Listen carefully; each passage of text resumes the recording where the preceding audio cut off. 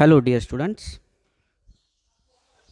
Our next point is internal energy.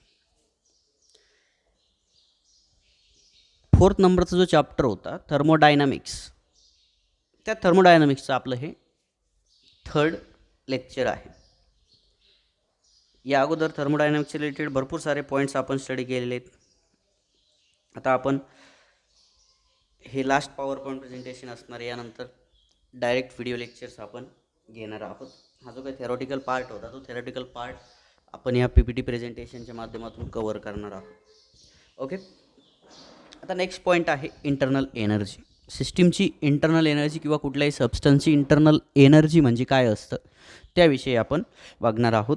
आता internal एनर्जीची जर डेफिनेशन सांगायची ठरली तर डेफिनेशन तुमच्यासमोर आहे. The internal energy of the substance is the total energy of all its atom or molecule.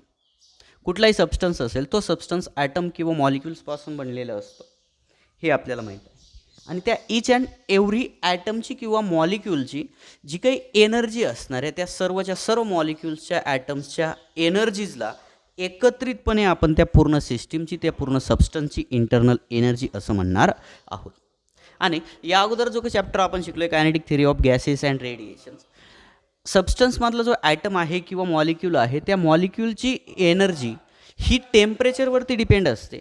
याविषयी आपण ऑलरेडी डिस्कस केलेले आहे. Average kinetic energy of the molecule is 3/2 kBT. जर मॉलिक्यूल मोनोॲटॉमिक असेल तर, डायॲटॉमिक ट्रायॲटॉमिक मॉलिक्यूल असतील तर त्यांची एनर्जी त्याप्रमाणे. फक्त ती एनर्जी टेम्परेचरवरती डिपेंड असणे हे आपल्यासाठी महत्त्वाचं आहे.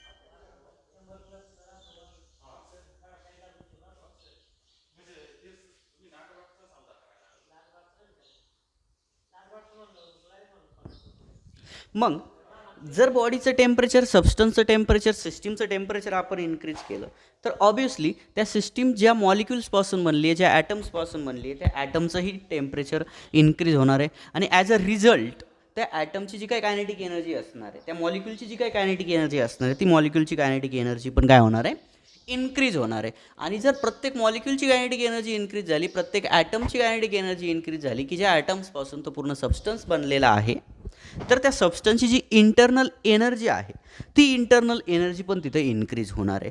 आणि याच्या व्हाईस वर्सा म्हणजे याच्या उलट जर विचार केला, जर बॉडी कूल्स झाली, सबस्टन्स कूल्स डाऊन झाला, त्या सबस्टन्सचं टेम्परेचर कमी झालं तर त्या सबस्टन्सच्या मॉलिक्युलची ॲटमची एनर्जी कमी होणार आहे. आणि ॲज अ रिझल्ट जी काही इंटरनल एनर्जी आहे पूर्ण ॲटमची, पूर्ण सबस्टन्सची, ती इंटरनल एनर्जी पण तिथं डिक्रीज होणार आहे. म्हणजे when the body worms the internal energy it increase and when the body cools down the internal energy of that body or that substance or that system is get decrease. It is difference than the microscopic order energy of moving object.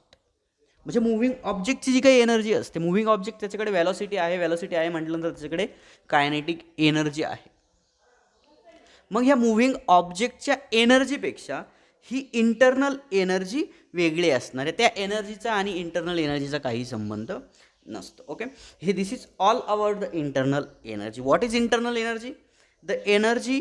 The internal energy of substance is the total energy of all its constituent atoms. We know that the substance or the body is made up of atoms or the molecules, and each atom have its own kinetic energy because of temperature. And if we add up this kinetic energy of all the atoms, then we get the internal energy of whole substance. And if body warms up, then the internal energy of system or the substance get increase, and vice versa. That means if body cools down, that is the temperature of body get decrease, then what happen? Then the kinetic energy of each atom, each molecule get decrease, and as a result internal energy of whole substance or the system get decrease. And this internal energy is different than the microscopic order energy of moving object. If object is moving, then it has some velocity, and because of that velocity the object has kinetic energy. But this internal energy of object or the substance is different than the microscopic order energy due to the motion of the body.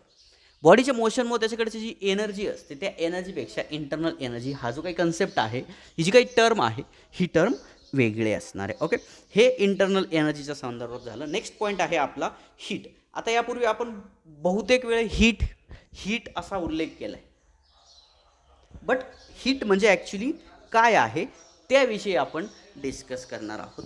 Suppose एखादी body higher टेम्परेचरला आहे आणि दुसरी body lower टेम्परेचरला आहे. दोनही body जर एकमेकाच्या कॉन्टॅक्टमध्ये असल्या तर होतंय काय की हॉट ऑब्जेक्टपासून कोल्ड ऑब्जेक्टकडे किंवा एका सिस्टीमच्या हॉट पार्टमधून कोल्ड पार्टकडे एनर्जी ट्रान्सफर केली जाते. आणि ही ट्रान्सफर केली जाणारी जी काही एनर्जी आहे त्या एनर्जीचलाच आपण हीट असं म्हणणार आहोत.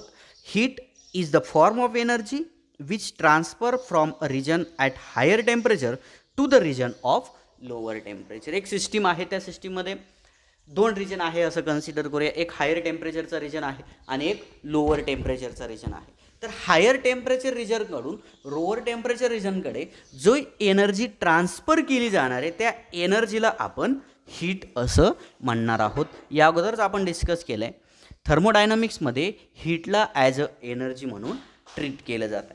सपोज एक सिस्टीम कन्सिडर करूया की जिचं टेम्परेचर आहे TS.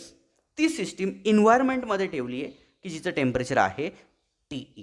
We know that when the system at temperature TS is placed in the surrounding at different temperature TE, then the temperature of system TS is changed so that there attained a thermal equilibrium between the system and surrounding.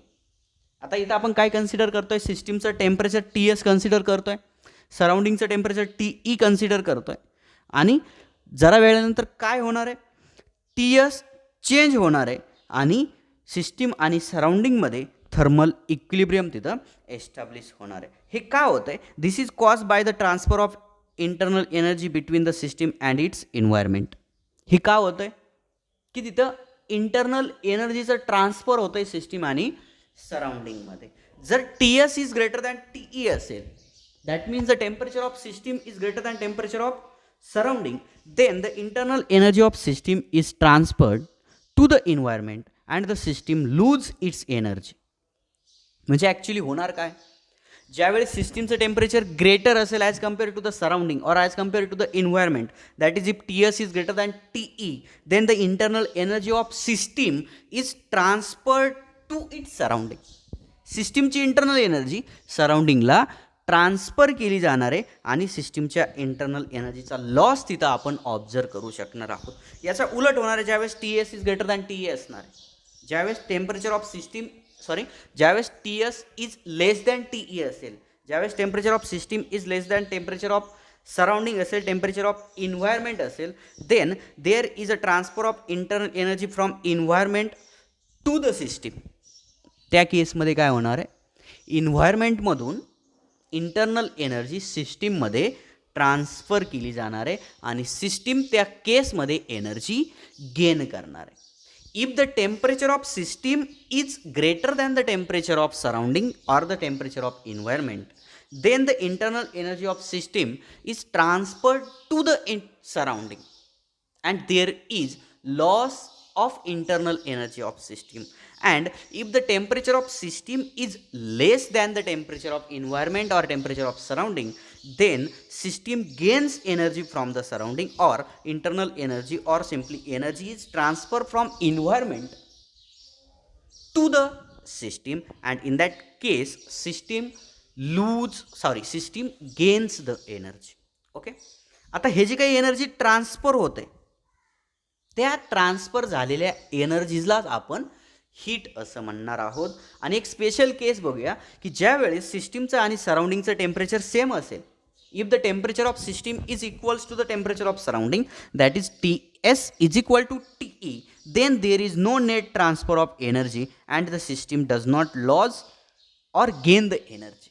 त्या केसमध्ये ज्यावेळेस system आणि सराउंडिंगमध्ये thermal equilibrium असेल, दोघांचंही temperature same असेल, त्यावेळेस तिथं कुठल्याही प्रकारचं हीट ट्रान्सफर आपण ऑब्झर्व करणार नाही.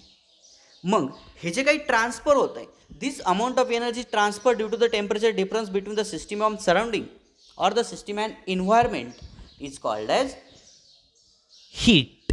ही जी काही एनर्जी ट्रान्सफर होते टेम्परेचर डिफरन्समुळं, सिस्टीम हायर टेम्परेचरला आहे, सराउंडिंग लोअर टेम्परेचरला आहे, सिस्टीमचं टेम्परेचर जास्त आहे, सराउंडिंगचं टेम्परेचर कमी आहे, तर त्या केसमध्ये सिस्टीमपासून सराउंडिंगमध्ये हीट ट्रान्सफर केली जाणार आहे, एनर्जी ट्रान्सफर केली जाणार आहे. आणि याच्या उलट ज्यावेळेस कधी घडतं आहे, ज्यावेळेस सिस्टीमचं टेम्परेचर कमी आहे, सराउंडिंगचं टेम्परेचर जास्त आहे, if the temperature of system is greater than the temperature of surrounding, in that case energy is transferred from system to the surrounding. Or if temperature of system is less, then energy is transferred from environment to the surrounding, and this amount of energy transferred due to the temperature difference is denoted by, or it's called as heat, and that heat is denoted by a capital letter Q. त्या क्यूने आपण heat denote करणार आहोत. Okay, now our next point is change in internal energy of system. आता internal energy टेम्परेचरवरती depend आहे. Temperature जर increase झालं तर इंटरनल एनर्जी इन्क्रीज होणार आहे, टेम्परेचर जर डिक्रीज झालं तर इंटरनल एनर्जी डिक्रीज होणार आहे. आणि जर टेम्परेचर इन्क्रीज करायचं असेल तर ऑब्वियसली आपल्याला त्या सिस्टीमला हीट सप्लाय करावी लागणार आहे. आणि मग सिस्टीमला जर तुम्ही हीट सप्लाय करत असाल तर त्या सप्लाईड हीटमुळं सिस्टीमची इंटरनल एनर्जी आपण चेंज करू शकतो, सिस्टीमची इंटरनल एनर्जी आपण इन्क्रीज करू शकतो. ऑल्सो इंटरनल एनर्जी चेंज करण्याचा आणखी एक वे आहे की जो by doing the work on the system or by doing the work by the system. सिस्टीमवरती जर आपण वर्क केलं तर त्या सिस्टीमची इंटरनल एनर्जी चेंज होऊ शकते, किंवा सिस्टीममुळं सराउंडिंगवरती जर वर्क होत असेल तरही इंटरनल एनर्जी आपण चेंज करू शकतो. The internal energy of system can be change by any one of the both of following method. ज्या काही खाली दिलेले मेथड असतील, पहिली मेथड आहे by heating the system, and second method आहे by doing the work on the system or by the system on the surrounding. ह्या दोन मेथडपैकी कुठल्या तरी एका मेथडचा यूज करून आपण इंटरनल एनर्जी सिस्टीमची चेंज करू शकतो. Okay, we do this change meticulous way so that we achieve the same change in temperature of system by both the methods. आता हा जो काही चेंज आहे, हा चेंज आपण खूप स्लोली करणार आहोत, खूप केअरफुली करणार आहोत, जेणेकरून टेम्परेचर चेंज आपल्याला तिथं मिळेल आणि त्या टेम्परेचर चेंजमुळं इंटरनल एनर्जी सिस्टीमची आपण या दोनही मेथड्सचा यूज करून चेंज करू शकतो. आता इथं सिस्टीमची इंटरनल एनर्जी जर चेंज करायची असेल तर हीट सप्लाय करावी लागणार आहे, काहीतरी प्रमाणात वर्कही करावं लागणार आहे. मग इंटरनल एनर्जी, वर्क आणि सप्लाईड हीट यांच्यामध्ये काहीतरी रिलेशन असणं, काहीतरी रिलेशन आपल्याला माहीत असणं गरजेचं आहे. त्यामुळं जो काही नेक्स्ट पॉईंट आहे आपला, फर्स्ट लॉ ऑफ थर्मोडायनामिक्स, हा आपण स्टडी करणार आहोत. किंवा फर्स्ट लॉ ऑफ थर्मोडायनामिक्स म्हणजे काय? सिम्पली रिलेशन आहे वर्क, हीट आणि इंटरनल एनर्जीमधलं. ह्या तिघांमधलं जे रिलेशन आहे ते रिलेशन आपल्याला कोण देते? फर्स्ट लॉ ऑफ थर्मोडायनामिक्स देतो आहे. आणि ह्या लॉचं जे काही स्टेटमेंट आहे ते स्टेटमेंट मी रीड करतो आहे. Statement of first law of thermodynamics is that the change in the internal energy of system is the difference between the heat supplied to the system and the work done by the system on its surrounding. पुन्हा एकदा statement read करतो आहे. The change in the internal energy of system is the difference between heat supplied to the system and the work done by the system on its surrounding. I think एकदम simple statement आहे. Statement तुम्हाला व्यवस्थित कळलेले असेल. Suppose मी consider करतोय internal energy change delta U. Change in internal energy me consider करणार आहे delta U. त्यानंतर जी heat आपण सिस्टीमला सप्लाय करतोय ती हीट कन्सिडर करूया कॅपिटल क्यू, आणि त्या सिस्टीमनी सराउंडिंगवर केलेलं जे काही वर्क असणार आहे ते वर्क कन्सिडर करूया डब्ल्यू. तर ह्या लॉच्या स्टेटमेंटनुसार आपण सांगू शकतो delta U is equal to Q minus W. That is change in internal energy of system is the difference between heat supplied to the system and work done by the system to the surrounding. आणि याचं जर वेगळं आणखी वेगळ्या फॉर्ममध्ये statement जर लिहायचं असेल तर आपण लिहू शकतो Q is equal to D U plus W. Okay, मग ह्या सेकंड नंबरच्या मॅथमॅटिकल स्टेटमेंटवरून Q is equal to D U plus D W Newton's first लॉचं आणखी एक स्टेटमेंट आपण सांगणार आहोत. ते स्टेटमेंट आहे when the amount of heat Q is added to the system. ज्यावेळेस क्यू एवढी हीट आपण सिस्टीमला ॲड करणार आहोत, some part of it is used to increase the energy by an amount delta U and the remaining part is lost in the form of work W on the surrounding. If we supply Q amount of heat to the system, then some part of that supplied heat it utilized to change the internal energy or to increase the internal energy du, and the remaining part is utilized to do the work by the system on the surrounding. The quantities W and Q can be positive, negative or zero. Hence, accordingly, delta U can be positive, negative or zero. W Q ची value, W आणि Q ची value positive असू शकते, negative असू शकते किंवा झिरोही असू शकते. त्यामुळं जी काही इंटरनल एनर्जीचा चेंज आहे डेल्टा यू, तो इंटरनल एनर्जी चेंज पॉझिटिव्ह असणार, निगेटिव्ह असणार किंवा झिरो असू शकतो. ओके, आता इंटरनल एनर्जी कधी पॉझिटिव्ह कन्सिडर करणार, कधी निगेटिव्ह कन्सिडर करणार, कधी झिरो कन्सिडर करणार, किंवा वर्क आणि सप्लाइड हीट कधी पॉझिटिव्ह कन्सिडर करायची, कधी निगेटिव्ह कन्सिडर करायची किंवा कधी झिरो कन्सिडर करायची, यासाठी काही साइन कन्व्हेन्शनचा यूज आपण करणार आहोत. ते साइन कन्व्हेन्शन्सही बघा. Sign conventions use for the study of thermodynamic process. कुठलीही थर्मोडायनामिक प्रोसेस जर आपल्याला व्यवस्थितपणे स्टडी करायचं असेल, तिथं डिटेलमध्ये स्टडी करायचं असेल, तर आपल्याला काही साइन कन्व्हेन्शन्सचा यूज करावा लागतोय. त्या साइन कन्व्हेन्शन्सचा आपण स्टडी करणार आहोत किंवा ते साइन कन्व्हेन्शन्स तुम्ही व्यवस्थित लक्षात ठेवणार आहात. सर्वच्या सर्व साइन कन्व्हेन्शन्स तुम्हाला स्क्रीनवरती दिसत आहे. त्यापैकी फर्स्ट साइन कन्व्हेन्शन आहे heat gain by the system. जर हीट सराउंडिंगपासून सिस्टीमच्या आतमध्ये ट्रान्सफर केली जात असेल किंवा सिस्टीम हीट गेन करत असेल, तर ती हीट आपण पॉझिटिव्ह कन्सिडर करणार आहोत. If heat is supplied to the system or heat is gained by the system, then that supplied heat or that gained heat can be treated as positive. This is the first sign convention which we have to follow or which we have to use to study the thermodynamic system. कुठलीही thermodynamic system जर व्यवस्थित study करायची असेल तर हे पहिलं sign convention आपण लक्षात ठेवणार आहोत. And second sign convention is that if heat is loss by the system, सिस्टीमकडून हीट लॉस होत असेल किंवा सराउंडिंग सिस्टीमकडून हीट ॲब्झॉर्ब करून घेत असेल, तर त्यावेळेस ती ॲब्झॉर्ब केली जाणारी हीट, सिस्टीम पासून लॉस्ट होणारी हीट आपण निगेटिव्ह कन्सिडर करणार आहोत.